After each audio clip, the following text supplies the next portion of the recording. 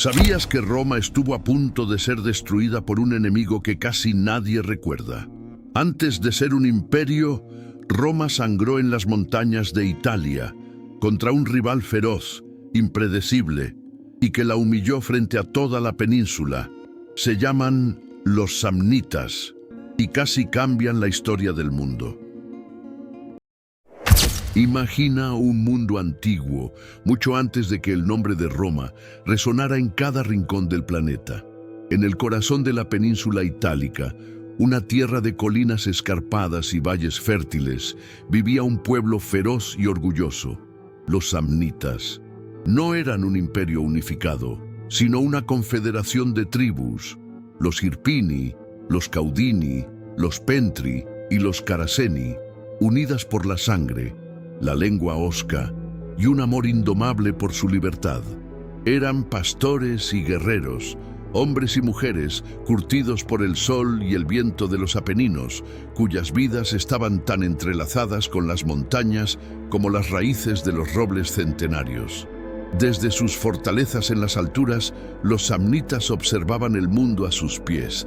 Durante generaciones habían bajado de sus nidos de águila para expandir su influencia, buscando tierras más ricas para sus rebaños y nuevas oportunidades para su creciente población. Sus lanzas, forjadas en el fuego de sus hogares, se habían enfrentado a los etruscos al norte y a los colonos griegos al sur. Eran maestros de la emboscada, utilizando el terreno montañoso a su favor, apareciendo y desapareciendo como fantasmas entre los bosques y las gargantas rocosas. Su reputación los precedía. Eran un pueblo que no se doblegaba fácilmente. Mientras tanto, en las orillas del río Tíber, una ciudad-estado estaba creciendo con una ambición insaciable. Roma, una joven república, estaba forjando su propio destino. A diferencia de los samnitas, que se basaban en lazos tribales, Roma se estaba convirtiendo en una máquina de guerra y diplomacia altamente organizada. Sus legiones, disciplinadas y tenaces, marchaban al ritmo de un solo tambor, y su senado, un nido de mentes astutas y ambiciosas, tejía una red de alianzas y conquistas que se extendía sin cesar. Cada vecino que caía bajo su dominio, ya fuera por la espada o por un tratado, no hacía más que alimentar su hambre de más. El inevitable choque de estos dos mundos se acercaba. Por un lado, la Confederación Samnita, descentralizada pero ferozmente independiente, arraigada en tradiciones ancestrales y en el terreno que los vio nacer. Por otro, la República Romana, centralizada, expansionista y con una visión de futuro que no admitía rivales. En el año 354 a.C., un intento de evitar lo inevitable se materializó en un tratado de paz. Roma y los samnitas acordaron una frontera en el río Liris, un pacto que parecía prometer una coexistencia pacífica. Pero en un mundo donde la tierra fértil era el premio más codiciado, la paz era una promesa frágil.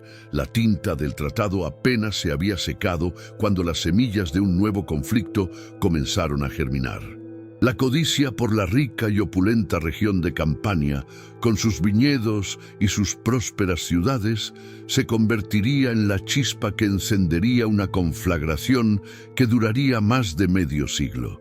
Las sombras de las montañas, que durante tanto tiempo habían protegido a los samnitas, estaban a punto de alargarse y cubrir toda Italia, proyectando la ominosa figura de una guerra que cambiaría para siempre el destino de ambos pueblos.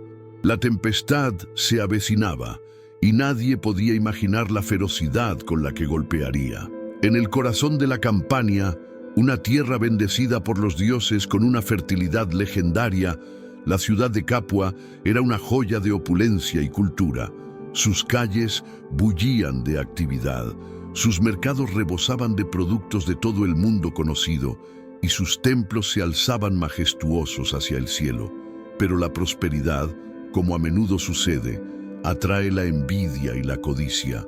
En el año 343 a.C., Los samnitas, siempre en busca de nuevas tierras, descendieron de sus montañas y lanzaron una ofensiva contra los sidicinos, un pueblo vecino y aliado de los campanos.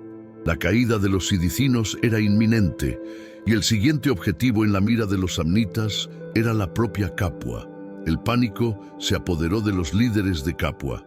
Sabían que, a pesar de su riqueza, no podían competir con la ferocidad y la experiencia militar de los guerreros de las montañas. Desesperados, buscaron un protector, un poder lo suficientemente fuerte como para disuadir a los samnitas. Sus ojos se volvieron hacia el norte, hacia la creciente potencia de Roma. Enviaron una embajada al Senado romano con una oferta dramática y sin precedentes. Protegednos de los samnitas y nos entregaremos a vosotros. Nuestra ciudad, nuestras tierras, nuestros dioses y nuestro pueblo serán vuestros. Para Roma, la oferta de Capua era una tentación irresistible. El Senado, siempre pragmático y con una visión a largo plazo, vio una oportunidad de oro para extender su influencia sobre la Campania, una de las regiones más ricas de Italia. Aceptar la oferta significaba violar directamente el tratado de paz firmado con los samnitas en 354 a.C., un pacto que establecía el río Liris como frontera. Era una jugada arriesgada, una declaración de guerra contra un enemigo formidable. Pero la perspectiva de controlar Capua y sus vastos recursos era demasiado atractiva para dejarla pasar. La decisión no se tomó a la ligera. En el Senado romano, las voces de la prudencia se enfrentaron a las de la ambición. Algunos argumentaban que romper un tratado sagrado era una afrenta a los dioses y un riesgo innecesario. Otros, sin embargo, veían en la oferta de Capua no solo una oportunidad, sino un deber. ¿Podía Roma, la autoproclamada protectora de los pueblos itálicos, ignorar la súplica de una ciudad amenazada? La narrativa que se construiría más tarde, la que ha llegado hasta nosotros a través de los historiadores romanos, presenta la decisión como un acto de nobleza, una respuesta a una llamada de auxilio. Sin embargo, es imposible ignorar el frío cálculo político que subyacía a esta decisión. Finalmente, la ambición triunfó sobre la cautela. Roma aceptó la rendición de Capua y envió a sus legiones hacia el sur, cruzando el Liris y adentrándose en territorio samnita.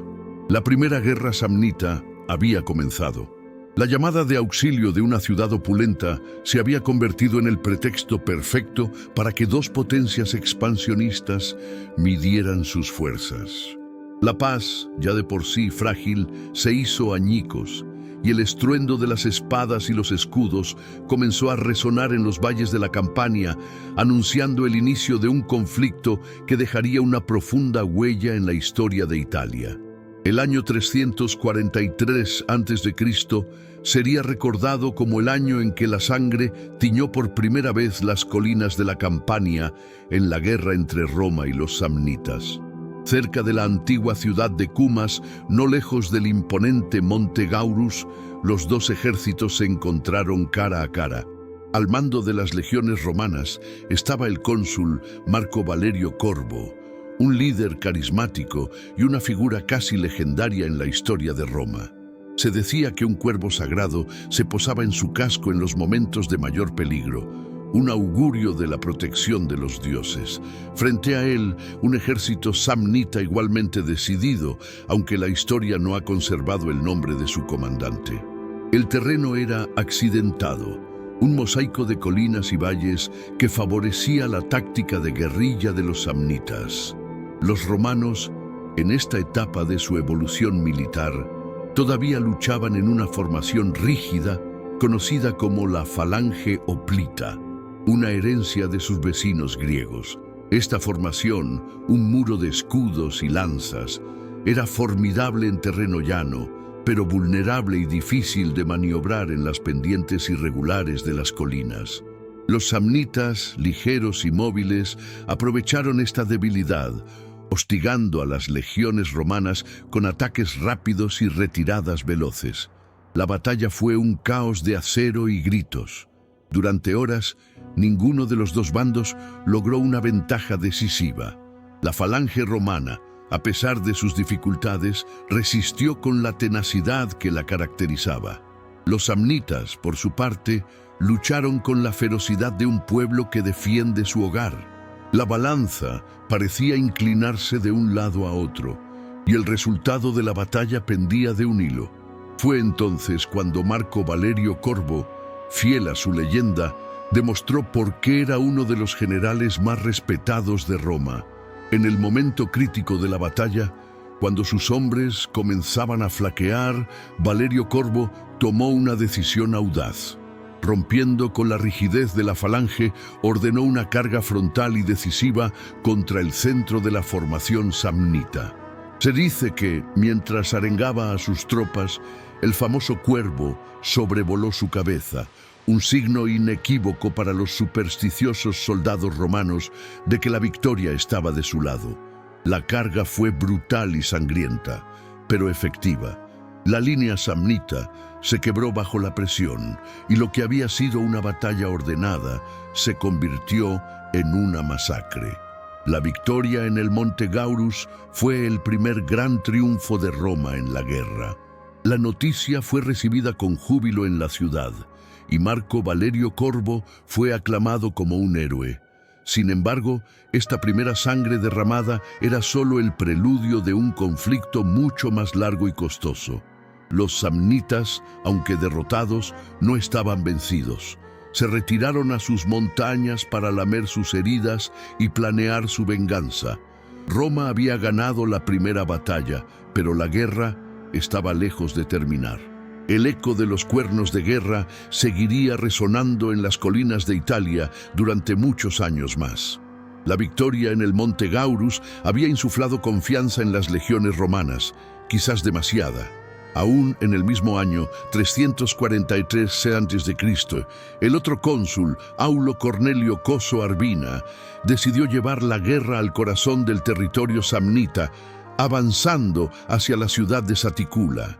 Confiado en la superioridad de sus legiones, se adentró en un terreno desconocido y peligroso, un laberinto de bosques densos y desfiladeros estrechos. No sabía que estaba marchando directamente hacia una trampa mortal, una emboscada perfectamente planeada por los astutos guerreros samnitas. Los samnitas conocían cada rincón de aquellas tierras. Habían observado el avance del ejército romano, pesado y lento, y habían elegido el lugar perfecto para atacar. En un paso estrecho, rodeado de bosques frondosos, esperaron pacientemente. Cuando la larga columna de legionarios se encontraba completamente dentro del desfiladero, el ataque comenzó. Desde las alturas, una lluvia de flechas y jabalinas cayó sobre los romanos, sembrando el caos y la confusión. De repente, los bosques cobraron vida y guerreros samnitas surgieron de todas partes, bloqueando la vanguardia y la retaguardia del ejército romano. El pánico se apoderó de las filas romanas. Atrapados en un espacio reducido, sin posibilidad de formar su falange defensiva, los legionarios eran presas fáciles. La derrota parecía inevitable y la aniquilación total del ejército consular era una posibilidad muy real. Fue en este momento de desesperación cuando un tribuno militar llamado Publio Decio Mus emergió como el salvador inesperado. Al ver que la única salida era crear una distracción, reunió a un pequeño grupo de valientes y lanzó una carga suicida contra una de las colinas ocupadas por los samnitas. La audacia de la carga de Decio Mus sorprendió a los samnitas. Concentraron sus fuerzas en repeler a este pequeño grupo, desviando su atención del grueso del ejército romano. Este breve respiro fue suficiente para que el cónsul Coso Arbina reorganizara a sus hombres y lograra escapar de la trampa. Decio Mus y sus compañeros lucharon con la furia de los desesperados, y aunque muchos cayeron, su sacrificio no fue en vano. Lograron resistir hasta que la noche cayó, y al amparo de la oscuridad pudieron reunirse con el resto del ejército. Roma se había salvado por los pelos gracias al coraje y al autosacrificio de un hombre. La emboscada de Saticula fue una dura lección para Roma. A pesar de la huida final, la experiencia demostró de manera brutal las limitaciones de la falange hoplita en terrenos irregulares. La rigidez que la hacía tan efectiva en campo abierto era una debilidad fatal en las montañas. Esta y otras batallas similares obligarían a Roma a repensar su estrategia militar, a abandonar la falange y a desarrollar una nueva formación más flexible y adaptable, la legión manipular. El grito de guerra de Decio Mus en Saticula no solo salvó a un ejército, sino que también se convirtió en un presagio de los futuros mártires romanos, aquellos que, como él, estarían dispuestos a sacrificar sus vidas por la gloria de Roma. El final del año 343 a.C. trajo consigo la batalla decisiva de la Primera Guerra Samnita. El héroe del Monte Gaurus, Marco Valerio Corvo, regresó al frente de batalla para enfrentarse una vez más a los samnitas, esta vez cerca de la ciudad de Suessula. A diferencia de los terrenos montañosos donde los romanos habían sufrido tanto, la batalla de Suessula se libró en campo abierto, el escenario perfecto para que la maquinaria de guerra romana demostrara su poder. Los samnitas, envalentonados por su éxito en Saticula, aceptaron el desafío, esperando que su ferocidad fuera suficiente para superar la disciplina romana. Pero en una batalla campal, la organización y la disciplina de las legiones romanas eran insuperables. Valerio Corvo, un maestro de la táctica, desplegó a sus hombres con precisión milimétrica. La falange romana, a pesar de sus limitaciones en otros terrenos, avanzó como un muro de acero imparable. El choque fue brutal, pero el resultado nunca estuvo realmente en duda. La resistencia samnita, aunque valiente, fue aplastada por el peso y la cohesión del ejército romano. Incapaces de romper las líneas romanas, los guerreros de las montañas finalmente cedieron y emprendieron la huida. La victoria en Suessula fue aplastante y definitiva. Los samnitas, derrotados y desmoralizados, se retiraron una vez más a la seguridad de sus montañas, dejando el control de la campaña en manos de Roma. La noticia del triunfo fue recibida con grandes celebraciones en Roma. Se organizó un desfile triunfal para honrar a Valerio Corvo y a sus victoriosas legiones. La ciudad se engalanó para recibir a sus héroes, y el botín de guerra, junto con los prisioneros samnitas, fue exhibido ante la multitud exultante. Incluso Cartago, la gran potencia marítima del Mediterráneo, envió una corona de oro a Roma como reconocimiento de su victoria. Con los samnitas temporalmente fuera de juego, Roma consolidó su dominio sobre la Campania, estableciendo alianzas con las ciudades locales y asegurando su nueva y valiosa adquisición. En el año 341 a.C., se firmó un nuevo tratado de paz. Los samnitas, debilitados por sus derrotas, no tuvieron más remedio que aceptar la supremacía romana en la región. La primera guerra samnita había llegado a su fin. Roma había logrado su objetivo. La rica y estratégica Campania estaba ahora bajo su control. Sin embargo, la paz que se firmó era tan solo una tregua, un interludio en un conflicto mucho más profundo. La gloria de Roma era el rencor de los samnitas. En sus aldeas de montaña, mientras curaban sus heridas y lloraban a sus muertos, juraron venganza. Habían perdido una guerra, pero no su espíritu indomable. La primera ronda de este combate titánico había terminado, pero todos sabían que no sería la última. El triunfo de hoy, como suele suceder en la historia, no era más que la semilla de la guerra de mañana. El tratado de paz que puso fin a la primera guerra samnita en 341 a.C. fue, en realidad, una pausa tensa en un conflicto inevitable.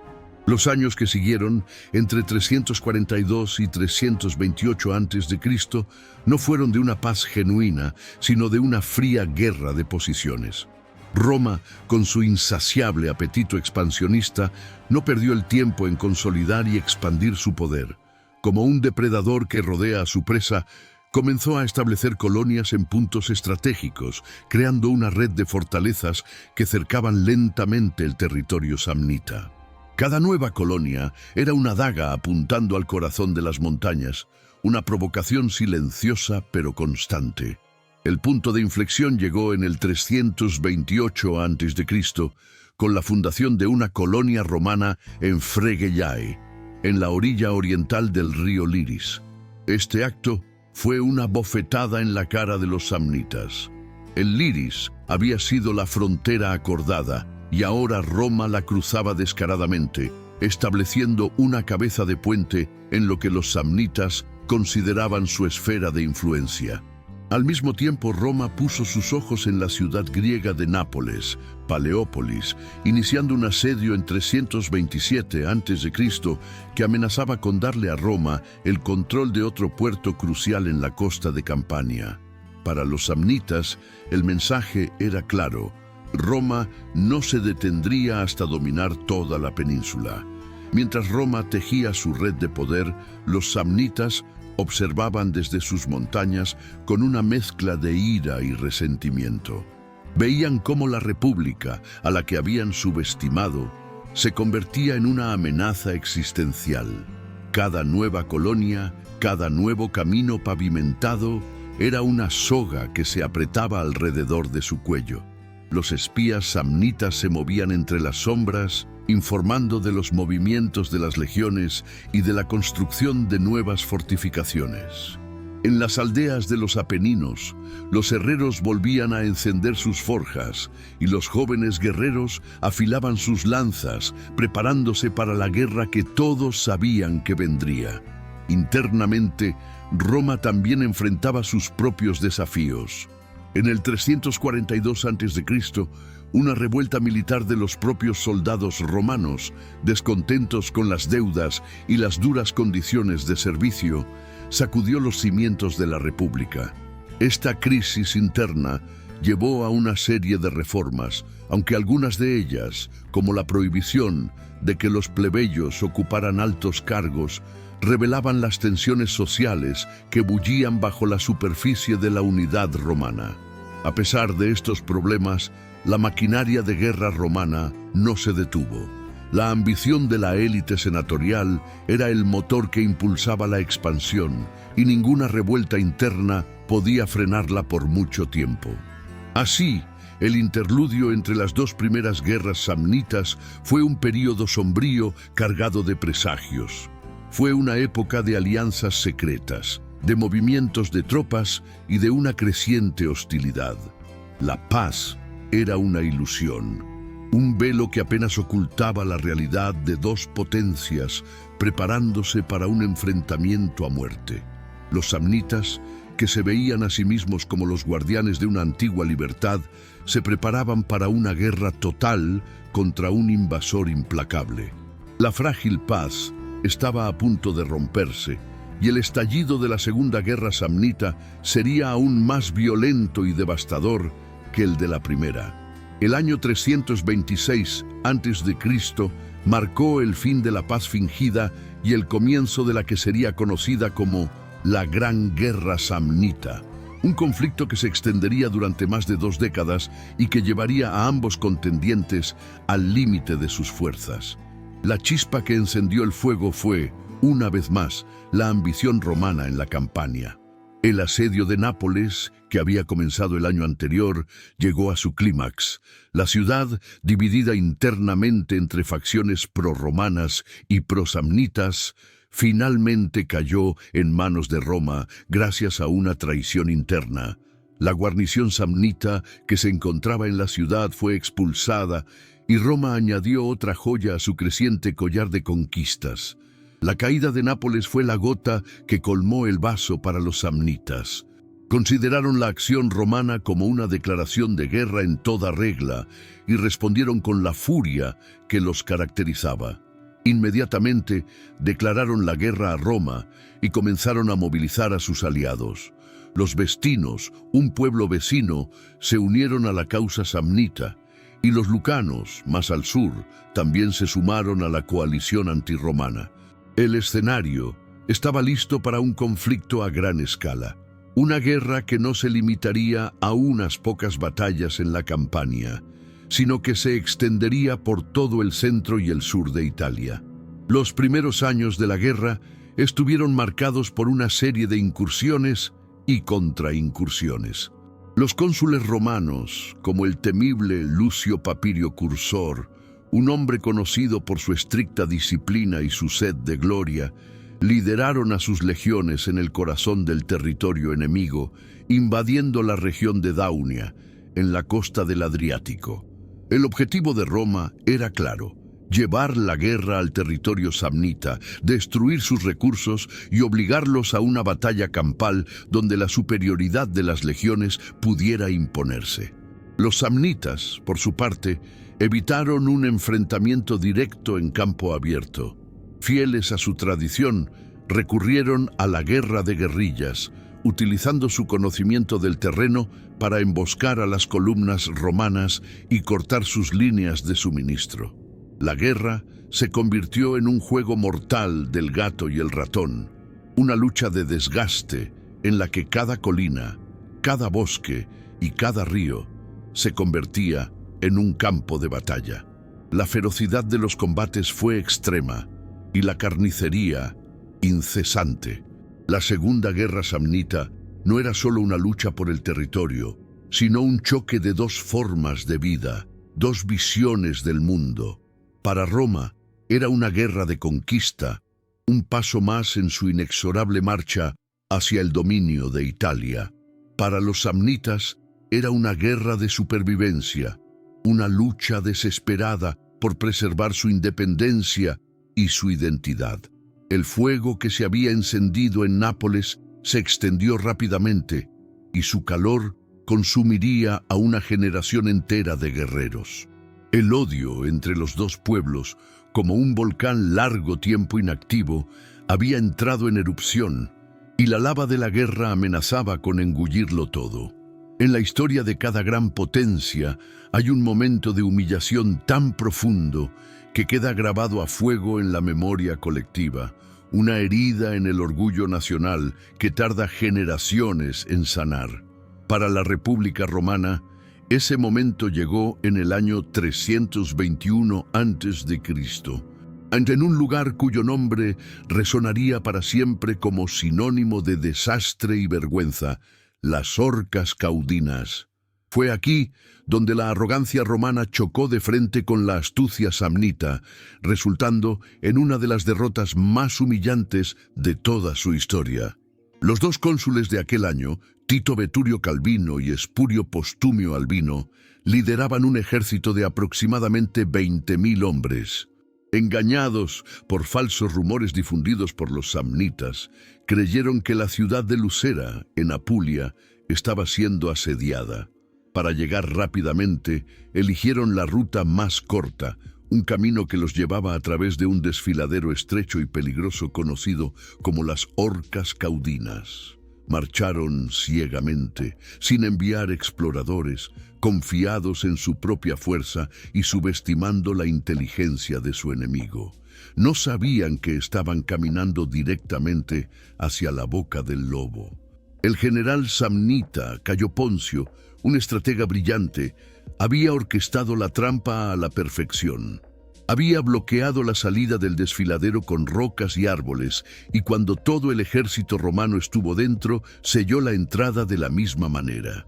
Los romanos se encontraron atrapados, como ratas en una jaula. Intentaron dar la vuelta, pero la entrada estaba bloqueada.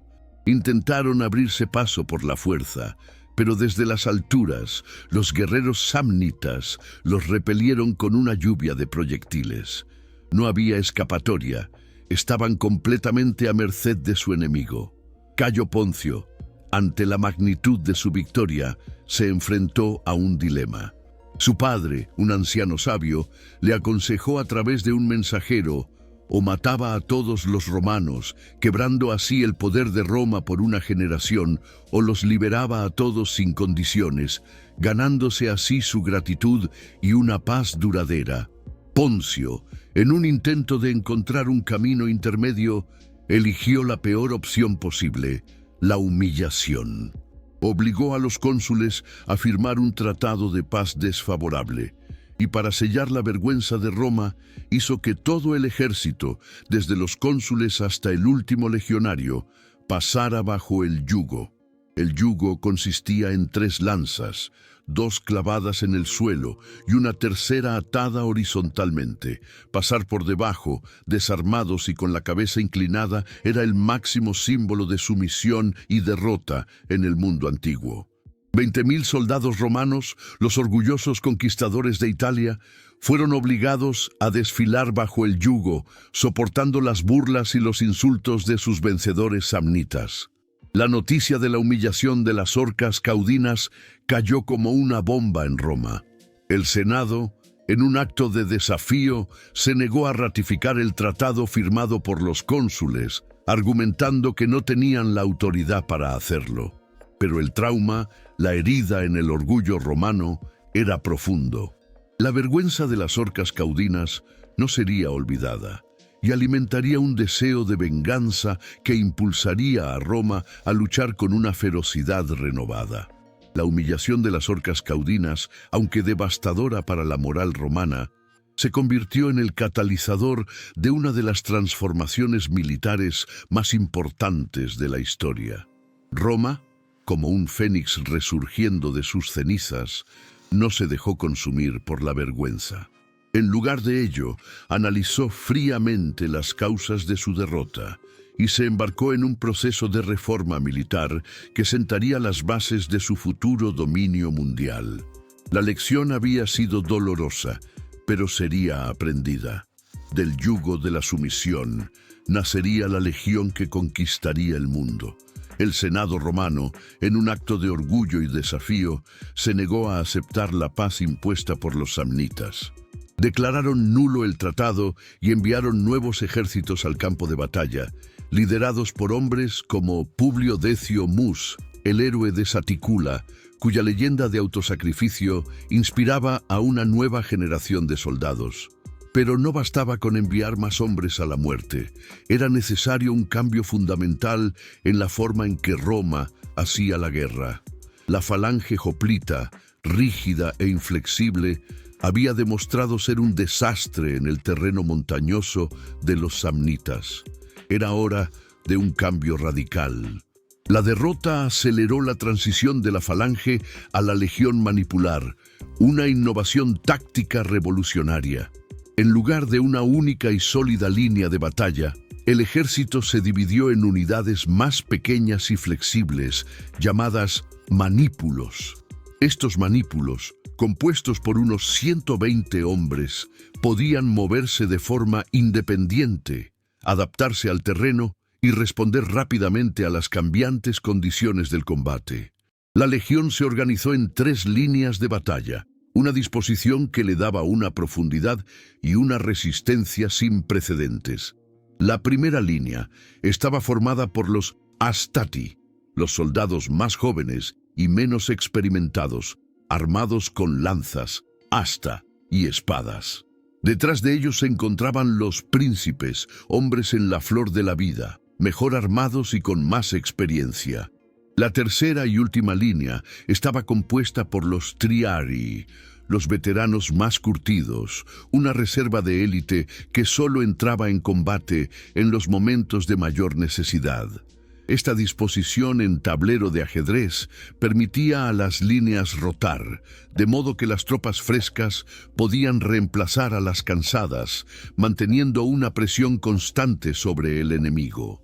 Además, se introdujeron los velites, tropas ligeras de escaramuza, perfectas para el reconocimiento y para hostigar al enemigo antes del choque principal. Esta nueva legión manipular era el arma perfecta para luchar en las colinas de los Apeninos. Su flexibilidad le permitía enfrentarse a las tácticas de guerrilla de los samnitas en su propio terreno. Roma había aprendido de su enemigo, adoptando y adaptando sus tácticas para crear una fuerza militar superior. El renacimiento que siguió a las Orcas Caudinas no fue solo militar, sino también psicológico. La humillación se transformó en una determinación de hierro, un deseo implacable de venganza y victoria. Roma había sido doblegada, pero no rota, y ahora, con una nueva y formidable herramienta de guerra en sus manos, estaba lista para reanudar la lucha y demostrar al mundo que su destino era, en efecto, gobernar. La negativa de Roma a aceptar la paz de las Orcas Caudinas fue mucho más que un gesto de orgullo. Fue una declaración de intenciones. La guerra no había terminado, simplemente había entrado en una nueva fase, una de venganza y redención. El primer objetivo de Roma era borrar la mancha de la humillación, y para ello era crucial liberar a los 600 rehenes que habían sido entregados a los samnitas como garantía del tratado fallido. Estos rehenes, hijos de las familias más nobles de Roma, estaban retenidos en la ciudad de Luceria. Hacia allí se dirigieron las nuevas y reformadas legiones romanas, con el fuego de la venganza ardiendo en sus corazones. Entre los años 320 y 319 a.C., las legiones, ahora más flexibles y adaptables gracias a la nueva estructura manipular, demostraron su valía. Liderados por cónsules como Lucio Papirio Cursor, los romanos sitiaron y finalmente recapturaron Luceria. La liberación de los rehenes fue un momento de catarsis nacional. Cada uno de aquellos jóvenes, devueltos sanos y salvos a sus familias, era un símbolo de la resiliencia de Roma, un grito de desafío que resonaba en las montañas de los samnitas. La vergüenza de las Orcas Caudinas comenzaba a ser lavada con el acero de las espadas romanas. Pero la guerra estaba lejos de ser una serie de victorias fáciles. Los samnitas, luchando en su propio terreno y con la desesperación de un pueblo acorralado, continuaron ofreciendo una resistencia feroz. Las batallas en lugares como Sora y Saticula arrojaron resultados mixtos. Roma ganaba en algunos frentes, pero sufría reveses en otros. La guerra se convirtió en una sangría lenta y constante para ambos bandos. Un conflicto de desgaste que ponía a prueba la capacidad de resistencia de romanos y samnitas por igual. En medio de este conflicto, Roma no solo se centró en la guerra, sino también en la consolidación de su poder a largo plazo. En el año 312 a.C., el censor Apio Claudio, apodado El Ciego, inició la construcción de una de las obras de ingeniería más impresionantes del mundo antiguo, la Vía Apia. Esta calzada, que conectaba Roma con Capua, era mucho más que un simple camino. Era una arteria vital que permitía el movimiento rápido de tropas y suministros, una herramienta logística que revolucionaría la capacidad de Roma para proyectar su poder. Cada piedra colocada en la Vía Apia era un clavo más en el ataúd de la independencia samnita. La construcción de la Vía Apia y la continua presión militar romana no hicieron más que aumentar la determinación de los samnitas. En el año 315 a.C., lanzaron un audaz contraataque en Lautulae, una batalla en la que lograron una importante victoria, llegando incluso a matar al Magister Equitum, el maestro de la caballería, el segundo al mando del ejército romano. Esta derrota demostró que, a pesar de las reformas y de la liberación de Luceria, la guerra estaba lejos de terminar. Roma había demostrado su capacidad de recuperación, pero los samnitas habían dejado claro que no se rendirían sin luchar hasta el final. El año 315 a.C. fue un año oscuro para Roma. La derrota en la batalla de Lautulae fue un golpe devastador, no solo por las pérdidas humanas, que fueron cuantiosas, sino por el impacto psicológico. Había demostrado que los samnitas, a pesar de los reveses sufridos, seguían siendo un enemigo formidable, capaz de infligir derrotas dolorosas a las legiones romanas. La noticia de la muerte del maestro de la caballería, Quinto Aulio Cerretano, sacudió a la ciudad y sembró dudas sobre la capacidad de Roma para ganar la guerra. Por un momento, pareció que la balanza volvía a inclinarse a favor de los guerreros de las montañas. La derrota en Lautulae tuvo consecuencias inmediatas. Algunas de las ciudades de la Campania que se habían aliado con Roma, viendo la aparente debilidad de su protector, comenzaron a vacilar en su lealtad. Se produjeron revueltas y conspiraciones, y la posición de Roma en la región, que tanto le había costado conseguir, parecía estar en peligro. Los samnitas, envalentonados por su victoria, aprovecharon la oportunidad para intentar recuperar el terreno perdido. La guerra, que parecía estar entrando en una fase favorable para Roma, volvía a estar en un punto muerto. Sin embargo, si algo caracterizaba a la República Romana era su increíble perseverancia, su capacidad para sobreponerse a los desastres y seguir luchando con una determinación inquebrantable. La derrota no quebró a Roma, la refinó. El Senado, lejos de considerar la paz, redobló sus esfuerzos. Se reclutaron nuevas legiones y se nombraron nuevos cónsules, entre ellos Quinto Fabio Máximo Ruliano, un general que se convertiría en una de las grandes leyendas de la historia militar romana. Roma no iba a permitir que una sola derrota definiera el curso de la guerra. La respuesta romana fue rápida y contundente. En lugar de adoptar una postura defensiva, los nuevos cónsules lanzaron una serie de contraataques audaces. Quinto Fabio Máximo Ruliano dirigió a su ejército contra los samnitas, logrando importantes victorias que restauraron la moral de las tropas. Se pusieron bajo asedio ciudades estratégicas como Nola en el 313 a.C. y se continuó con la política de fundación de colonias. Se establecieron nuevas fortalezas en Minturnae y Sinuesa, consolidando el control romano sobre la costa y cortando las comunicaciones de los samnitas. El año de las derrotas se convirtió así en una prueba de fuego para la resiliencia romana. Lautulae fue un recordatorio de la fragilidad de la fortuna en la guerra, pero también una oportunidad para que Roma demostrara su carácter. La capacidad de la República para absorber un golpe tan duro, reagruparse y contraatacar con más fuerza fue, en última instancia, lo que la distinguió de sus enemigos. La derrota no había sido el final, sino el comienzo de un nuevo capítulo en la larga y sangrienta lucha por el dominio de Italia. Justo cuando Roma parecía estar recuperando la iniciativa en el sur contra los samnitas, una nueva y peligrosa amenaza surgió en el norte. Los etruscos, la antigua potencia que había dominado Italia antes del ascenso de Roma, vieron en la guerra samnita una oportunidad para recuperar su antiguo poder. Aliándose con los samnitas, abrieron un segundo frente de batalla, obligando a Roma a dividir sus fuerzas y a luchar por su supervivencia en dos flancos simultáneamente. El caos de una guerra en múltiples frentes amenazaba con abrumar a la República. Entre los años 310 y 309 a.C., los ejércitos etruscos, a menudo reforzados por contingentes de umbros y otros pueblos itálicos resentidos con el poder romano, lanzaron una serie de ataques contra el territorio romano. La situación era crítica.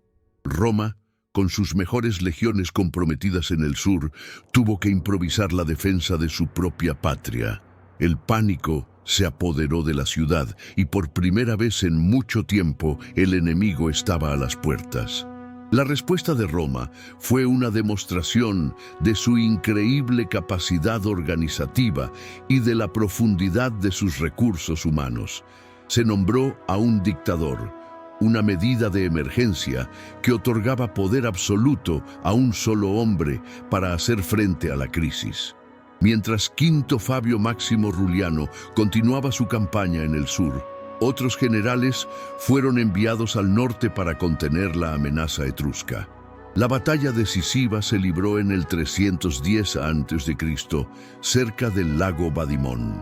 Fue una batalla masiva y sangrienta, pero al final, la disciplina y la tenacidad de las legiones romanas se impusieron.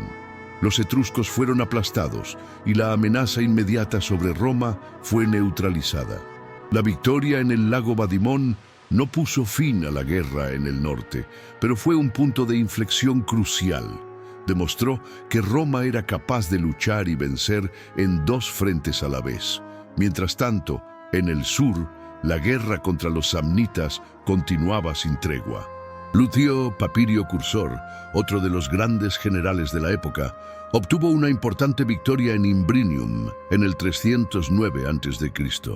Al mismo tiempo, Quinto Fabio, tras sus éxitos en el norte, regresó al sur para someter a los marsos y a los pelignos, pueblos que se habían aliado con los samnitas. La capacidad de Roma para coordinar sus ejércitos en frentes tan distantes y para hacer frente a una coalición tan formidable de enemigos fue una de las claves de su éxito final.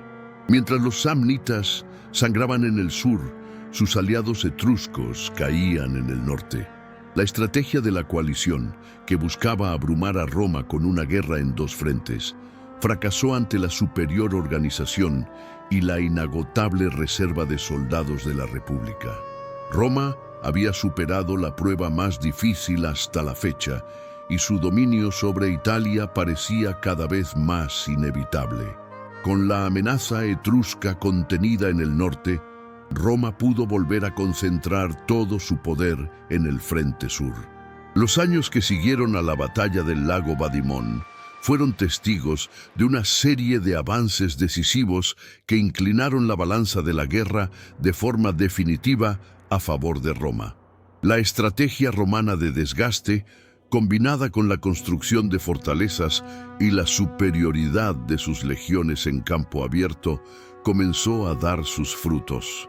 El territorio samnita se reducía día a día y su capacidad para hacer la guerra se veía cada vez más mermada.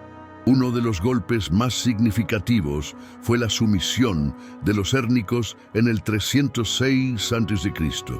Este pueblo, que había sido aliado de Roma en el pasado, se había rebelado y unido a los samnitas. Su derrota y anexión no solo eliminó a un enemigo, sino que también envió un mensaje claro a los demás pueblos itálicos. La traición a Roma se pagaba cara. A los hérnicos se les concedió una ciudadanía parcial, sin derecho a voto, una fórmula que Roma utilizaría con frecuencia para integrar a los pueblos conquistados en su creciente estado, diluyendo su identidad y asegurando su lealtad. En el campo de batalla, las legiones romanas, lideradas por héroes como Papirio Cursor y Fabio Máximo, continuaron su avance implacable. En el 305 a.C. se libraron dos batallas cruciales, en Tifernum y en Bovianum, la propia capital de los samnitas. En ambas, los romanos obtuvieron victorias aplastantes. La caída de Bovianum fue un golpe moral devastador para los samnitas. Su capital había sido tomada y sus ejércitos derrotados en su propio corazón territorial.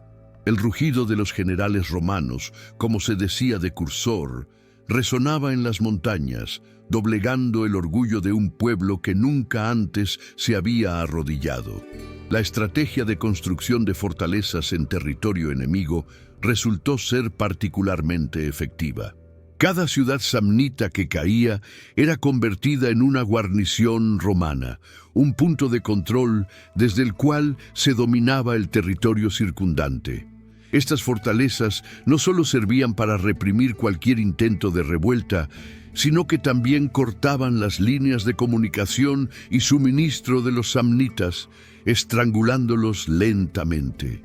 Las ruinas de estas fortalezas, que aún hoy se pueden encontrar en las montañas de los Apeninos, son un testimonio silencioso de la implacable eficacia de la maquinaria de guerra romana. con sus ejércitos diezmados, su capital en manos del enemigo y su territorio plagado de guarniciones romanas, los samnitas se vieron obligados a buscar la paz. La Segunda Guerra Samnita, la Gran Guerra, estaba llegando a su fin. Habían luchado con una valentía y una tenacidad extraordinarias durante más de 20 años, pero al final no habían podido resistir el peso abrumador del poder romano. La caída de los hérnicos y las victorias en Apulia y Bovianum habían sellado su destino. El año 304 a.C. marcó el final de la Segunda Guerra Samnita. Después de 22 años de una carnicería casi ininterrumpida, los samnitas, exhaustos y derrotados, finalmente se sometieron. Enviaron embajadores a Roma para negociar los términos de la rendición. Las negociaciones fueron tensas, pero el resultado era predecible. Roma, en la cima de su poder, dictó los términos y los samnitas, sin otra opción, los aceptaron. Se renovaron los antiguos tratados, pero en condiciones mucho más duras para los samnitas. Aunque no fueron completamente anexionados, los samnitas perdieron vastos territorios, especialmente en la frontera con la Campania y Apulia. Tuvieron que aceptar la presencia de guarniciones romanas en puntos estratégicos de su propio territorio y renunciar a su política exterior independiente. En la práctica, se convirtieron en un estado subordinado a Roma, obligados a proporcionar tropas para las legiones romanas en futuras guerras. Su independencia, por la que tanto habían luchado, se había desvanecido. Para Roma, el final de la Gran Guerra Samnita fue un triunfo monumental. Habían sobrevivido a la humillación de las Orcas Caudinas, habían derrotado a una formidable coalición de enemigos y habían emergido como la potencia indiscutible de la península itálica. La guerra había sido increíblemente costosa en términos de vidas y recursos, pero las ganancias eran inmensas. El control sobre la Campania era ahora absoluto y la expansión hacia el sur estaba asegurada. La República había demostrado una capacidad de recuperación y una determinación que asombraba a sus contemporáneos. El legado más importante de la guerra fue la consolidación de la legión manipular. Las batallas contra los samnitas en terrenos variados habían sido el campo de pruebas perfecto para esta nueva formación. Su flexibilidad, su resistencia y su capacidad para adaptarse a cualquier situación la habían convertido en el instrumento militar más avanzado de su tiempo. Las legiones que salieron de las guerras samnitas eran las mismas que, en los siglos siguientes, conquistarían el Mediterráneo y forjarían un imperio. Sin embargo, la paz que se firmó en el 304 a.C. era, una vez más, una paz frágil, un respiro tenso en un conflicto que parecía no tener fin. 50 años de sangre habían cesado, pero el fuego del odio y el resentimiento todavía ardía bajo las cenizas. Los samnitas habían sido doblegados, pero su espíritu no estaba roto. En las montañas, el deseo de venganza seguía vivo. Roma había ganado la segunda y más importante ronda de la contienda, pero una última y desesperada prueba de fuego estaba aún por llegar. La paz era solo un interludio antes de la tormenta final. La paz que siguió a la Segunda Guerra Samnita fue, como las anteriores, una mera ilusión. El resentimiento samnita, aunque contenido, seguía ardiendo bajo la superficie, esperando la oportunidad de estallar de nuevo. Esa oportunidad llegó en el año 298 a.C. Apenas 6 años después del final de la Gran Guerra, los samnitas, en un acto de desafío, atacaron a los lucanos, un pueblo del sur de Italia que se había convertido en aliado de Roma. Este ataque fue una provocación directa, una prueba a la determinación de Roma y a la solidez de sus alianzas. La respuesta de Roma fue inmediata y predecible: la declaración de la Tercera y Última Guerra Samnita. Esta vez, sin embargo, los samnitas sabían que no podían enfrentarse solos al poder de Roma. Habían aprendido la lección de las guerras anteriores. Su única esperanza era forjar una gran coalición, una alianza de todos los pueblos de Italia que temían y odiaban el creciente dominio romano. El arquitecto de esta audaz estrategia fue un líder samnita llamado Helio Ignacio, un hombre de gran visión y carisma. Viajó por toda la península, desde las llanuras del norte hasta las colinas del sur, tejiendo una red de alianzas que representaría la amenaza más grave a la que Roma se había enfrentado jamás. La visión de Ignacio era crear un ejército masivo, una fuerza combinada que pudiera aplastar a las legiones romanas por pura superioridad numérica. Logró convencer a los etruscos, que todavía soñaban con recuperar su antigua gloria, a los umbros, resentidos por la expansión romana en su territorio, e incluso a los temibles galos, los mercenarios celtas del norte de Italia, cuya ferocidad en la batalla era legendaria. La paz que Roma había impuesto por la fuerza se estaba desmoronando. La antorcha de la rebelión, encendida por Helio Ignacio, amenazaba con prender fuego a toda Italia. Para Roma, esta coalición representaba una amenaza existencial. Ya no se trataba de una guerra fronteriza por el control de la Campania, sino de una lucha por la supervivencia. Si la coalición de Ignacio tenía éxito, el proyecto de unificación de Italia bajo el liderazgo de Roma se vendría abajo y la propia ciudad podría ser destruida. El Senado romano, consciente de la gravedad de la situación, movilizó todos los recursos de la República. Se reclutaron ejércitos más grandes que nunca y los mejores generales de Roma fueron llamados a liderarlos. La Tercera Guerra Samnita no sería una repetición de las anteriores. Sería el clímax de casi un siglo de conflictos, la batalla final por el destino de Italia. La traición de los samnitas al atacar a un aliado romano había sido el pretexto, pero las causas eran mucho más profundas. Era el choque final entre dos mundos. El mundo de las ciudades-estado y las confederaciones tribales, representado por la coalición de Ignacio, y el nuevo mundo de un estado territorial unificado, representado por Roma. El resultado de esta guerra decidiría qué forma tomaría el futuro de Italia. El inicio de la Tercera Guerra Samnita fue un período de confusión y maniobras estratégicas. La gran coalición antirromana, aunque formidable sobre el papel, era difícil de coordinar. Sus ejércitos estaban dispersos por toda Italia y sus líderes a menudo tenían objetivos diferentes. Roma, por su parte, aprovechó su posición central y sus excelentes comunicaciones para intentar derrotar a sus enemigos uno por uno antes de que pudieran unir sus fuerzas. La guerra se convirtió en una partida de ajedrez mortal, jugada en el vasto tablero de la península itálica. Entre los años 298 y 296 a.C. se libraron una serie de batallas esporádicas en Umbría y Etruria. Roma dividió sus fuerzas, enviando un ejército al norte para contener a los etruscos y a los galos, y otro al sur para enfrentarse a los samnitas. En el norte, el cónsul Lucio Volumnio Flama Violento logró una importante victoria cerca de Bulsini, frenando temporalmente el avance de la coalición. Pero estas victorias eran parciales y no lograban una ventaja decisiva.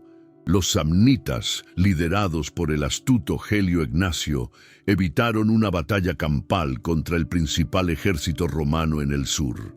En su lugar, recurrieron a las tácticas de guerrilla que también conocían, hostigando a las legiones y tratando de atraerlas a emboscadas. Al mismo tiempo, Ignacio realizó una audaz maniobra estratégica. Dejando una parte de su ejército en el Samnio para defender su territorio, marchó con el resto de sus fuerzas hacia el norte, con el objetivo de unir su ejército con el de los etruscos, umbros y galos. Su plan era crear un ejército masivo en el norte que pudiera marchar sobre Roma. La marcha de Ignacio a través de Italia fue una hazaña logística y estratégica.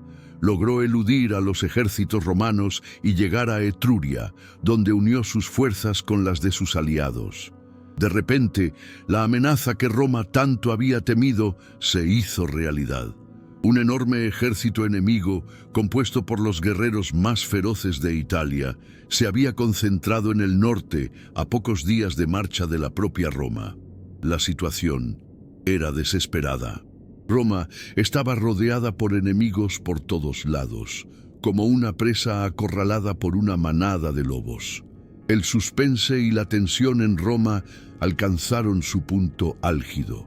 El Senado tomó medidas de emergencia, nombrando a dos de sus generales más experimentados y respetados como cónsules para el año 295 a.C., Quinto Fabio Máximo Ruliano, el héroe de la Segunda Guerra, y Publio Decio Mus, el hombre cuyo padre se había sacrificado para salvar a un ejército romano décadas atrás.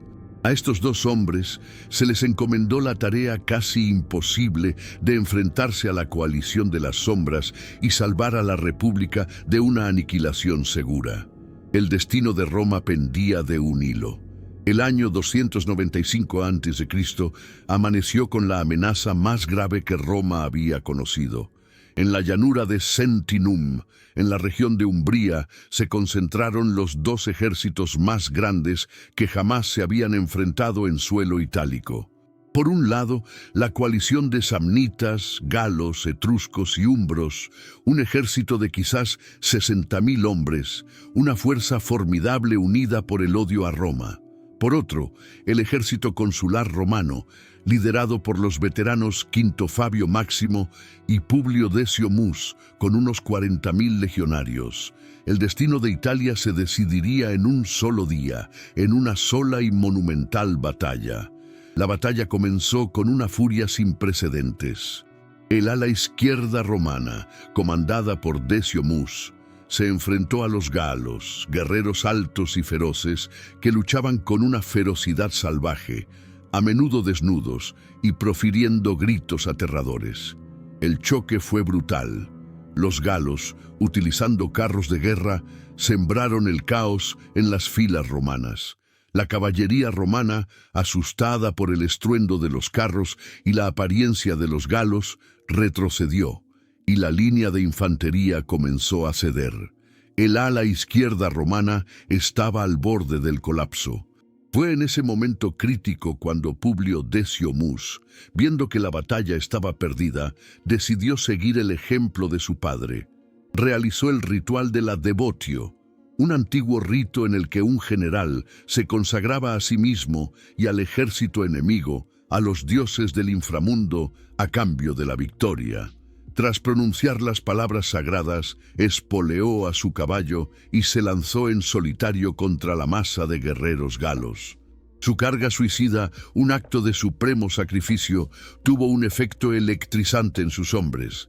Inspirados por el ejemplo de su general, los legionarios del ala izquierda se reagruparon y contraatacaron con una furia renovada.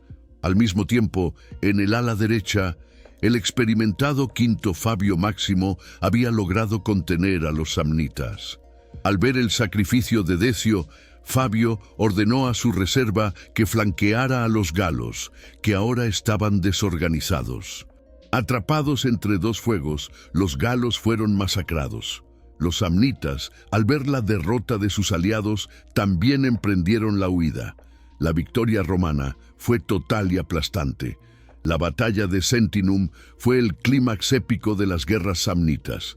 La coalición antirromana fue destrozada para siempre.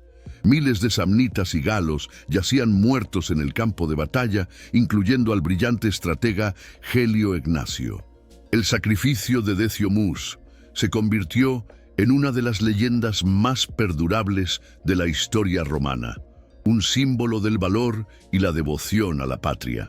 El cielo, como dirían los poetas, lloró sangre samnita aquel día.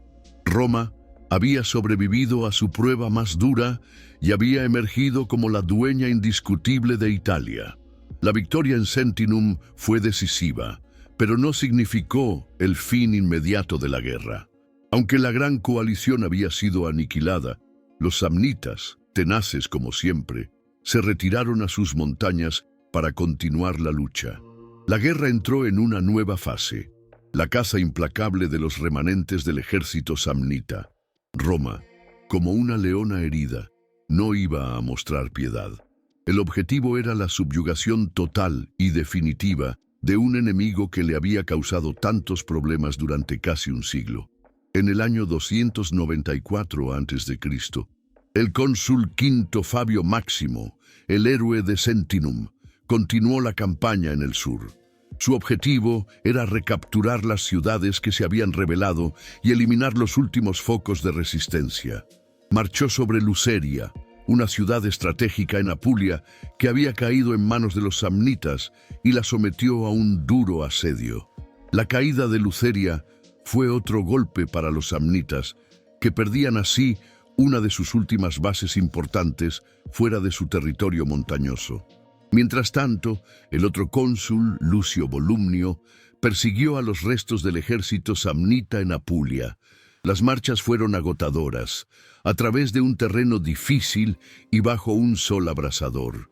Las legiones romanas, endurecidas por años de guerra, demostraron una resistencia sobrehumana. No hubo grandes batallas campales, sino una serie de escaramuzas y asedios. Los samnitas, superados en número y desmoralizados, fueron cazados sin piedad. Muchos fueron capturados y vendidos como esclavos y sus tierras confiscadas. La coalición, que tan formidable había parecido, se desmoronó por completo. Los etruscos, tras la derrota de Sentinum, firmaron rápidamente un tratado de paz con Roma. Los umbros fueron sometidos y los galos se retiraron a sus territorios en el norte, ocupados en sus propias disputas internas. Los samnitas se encontraron solos, abandonados por todos sus aliados, enfrentándose a todo el poder de una Roma sedienta de venganza. Su situación era desesperada. La persecución implacable de los remanentes samnitas demostró la nueva doctrina militar de Roma: la guerra total. Ya no se trataba de obtener ventajas territoriales o de firmar tratados favorables. El objetivo era la aniquilación completa de la capacidad del enemigo para hacer la guerra. Roma no se detendría hasta que los samnitas fueran completamente subyugados y su independencia erradicada para siempre. La caza había comenzado y no terminaría hasta que el último guerrero samnita se hubiera rendido o hubiera muerto.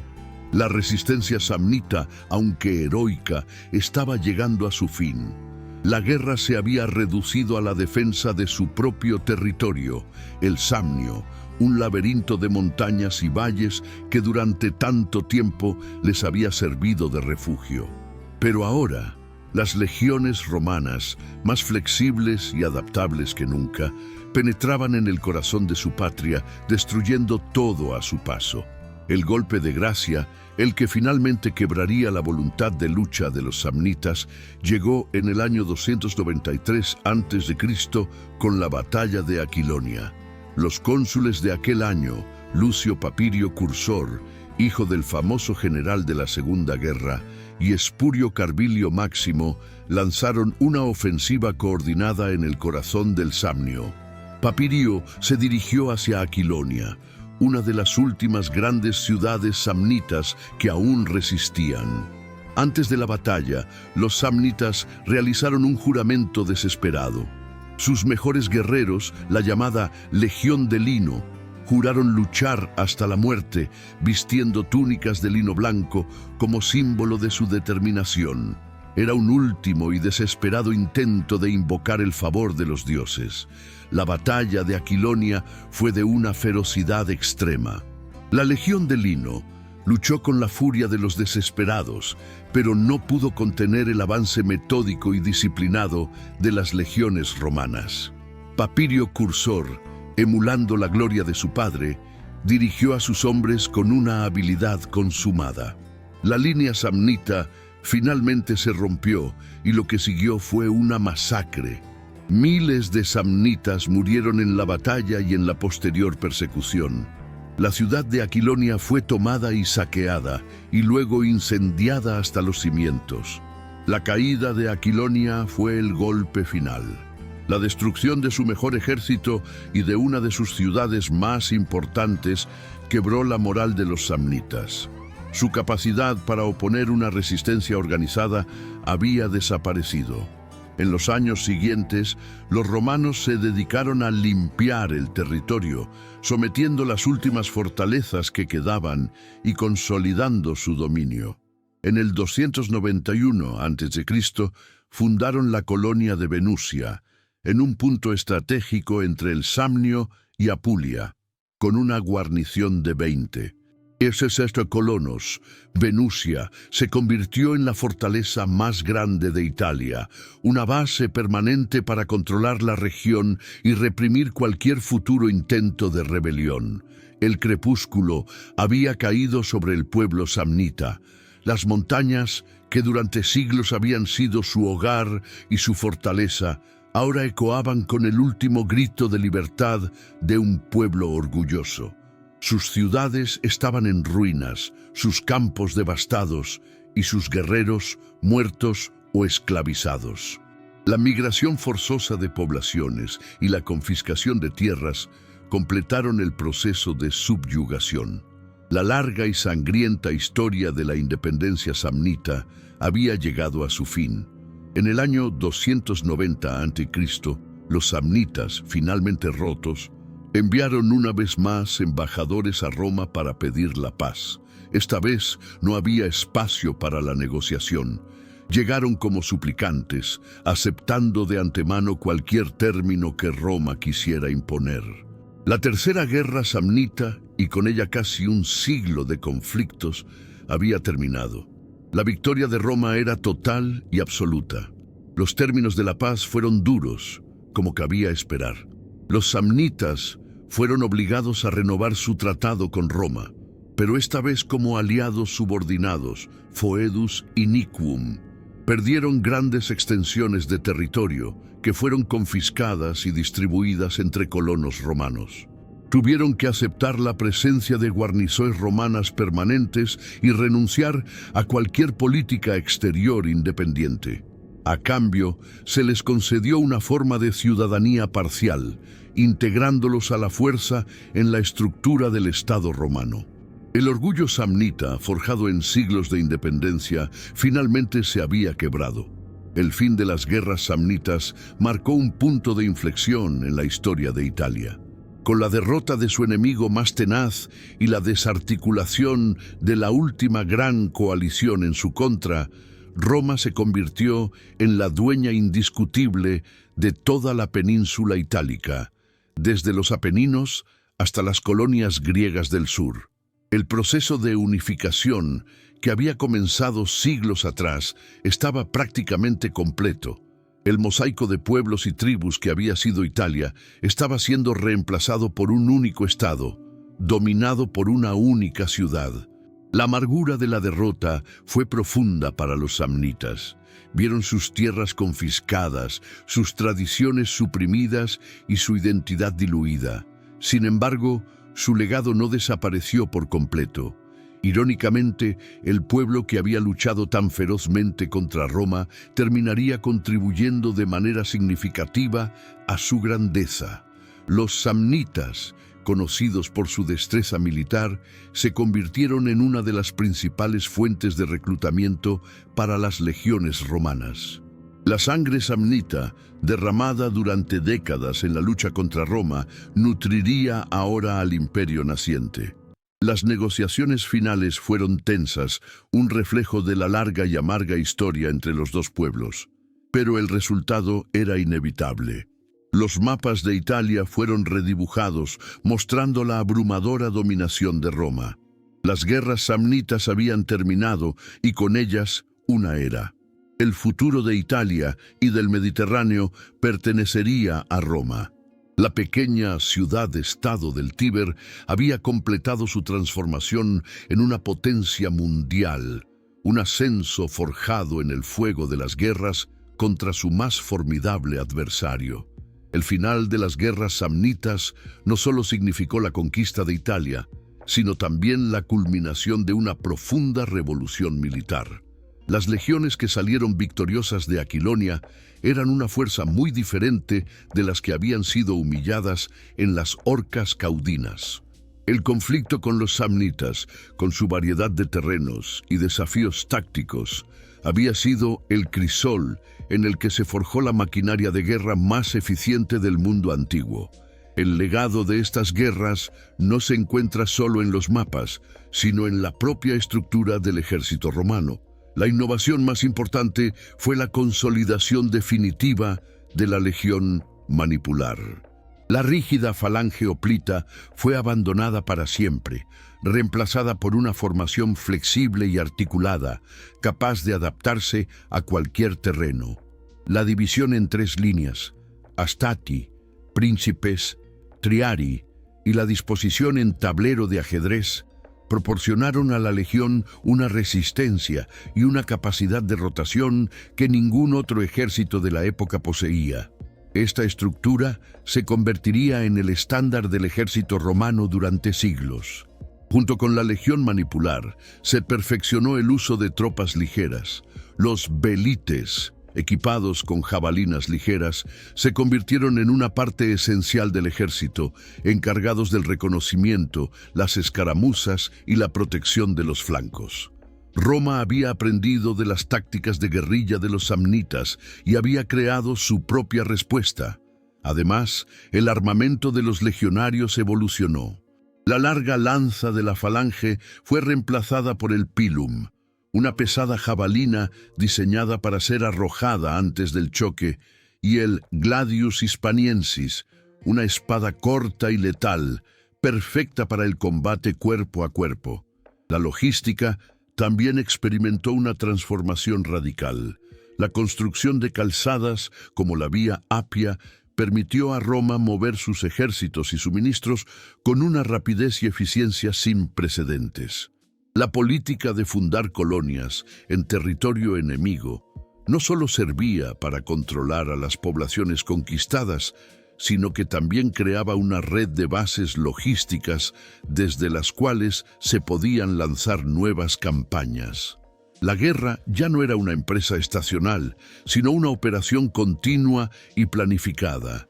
Finalmente, las guerras samnitas forjaron el carácter del soldado romano. La disciplina, la perseverancia y la capacidad de sobreponerse a la derrota se convirtieron en las señas de identidad de las legiones. Batallas como las Orcas Caudinas, aunque humillantes, inculcaron una aversión a la rendición y una determinación de luchar hasta el final. El sacrificio de figuras como los decios se convirtió en un modelo a seguir. La sangre samnita, en cierto modo, había nutrido al imperio naciente, no solo proporcionando soldados, sino también obligando a Roma a perfeccionar el instrumento de su poder. La conquista de Italia tras las guerras samnitas tuvo un impacto transformador en la economía y la sociedad romana. La victoria no solo trajo gloria y poder, sino también una inmensa riqueza que cambiaría para siempre la faz de la República. La adquisición de la fértil región de Campania, con sus ricos pastos y sus prósperos viñedos, fue una ganancia económica de valor incalculable. Esta región se convirtió en uno de los graneros de Roma y en una fuente de ingresos fiscales que financió la continua expansión del Estado. La guerra también trajo consigo un enorme flujo de esclavos. Decenas de miles de prisioneros samnitas y de otros pueblos itálicos fueron llevados a Roma y vendidos en los mercados. Esta mano de obra esclava se utilizó para trabajar en las grandes fincas agrícolas, latifundios, que comenzaron a formarse en las tierras confiscadas al enemigo. La aparición de una economía basada en la esclavitud tuvo profundas consecuencias sociales, desplazando a los pequeños campesinos y creando una nueva clase de terratenientes inmensamente ricos. La expansión territorial y la fundación de colonias también alteraron la demografía de Italia. La política romana de extender la ciudadanía, ya fuera completa o parcial, a los pueblos conquistados, fue una herramienta de integración muy eficaz. diluyó las antiguas identidades tribales y fomentó un sentimiento de pertenencia a un Estado romano más amplio. Sin embargo, este proceso no estuvo exento de tensiones. Revueltas como la de los latinos en el 340 a.C. demostraron que la unidad de Italia era todavía frágil y que la lealtad a Roma a menudo se imponía por la fuerza. El continuo estado de guerra durante casi un siglo también tuvo un profundo impacto en la política romana. El Senado, que dirigió el esfuerzo de guerra, vio su poder y prestigio enormemente incrementados. Los generales victoriosos, como Fabio Máximo y Papirio Cursor, se convirtieron en figuras políticas de primer orden, acumulando una gran influencia y riqueza.